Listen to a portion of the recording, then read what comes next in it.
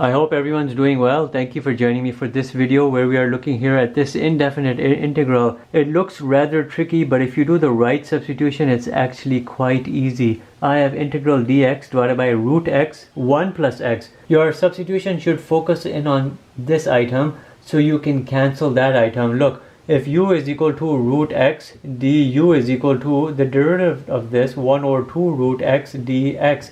And then you know dx is equal to 2 root x du. You're bringing this item in here, not over here, because your goal is to cancel this out, but to substitute this. And when you do it, look what happens. You know dx is equal to 2 root x du divided by root x.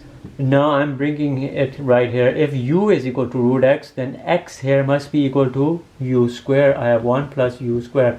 By doing the appropriate substitution and focusing on the right item, we can cancel an unwanted item. This right here is unwanted because it complicates things and it cancels right away. Now I have 2 integral du divided by 1 plus u square. And you know this right here is a very simple antiderivative, the arctan or the inverse tan. When you do your end result, you're going to have 2 the arctan u, but u here is root x, so you'll have root x plus c. You can also say you have 2 inverse tan because that is synonymous with arctan, root x plus c, and these right here represent your antiderivatives and they will be correct.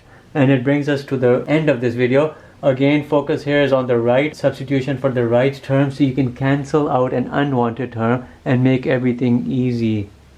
Have a good day.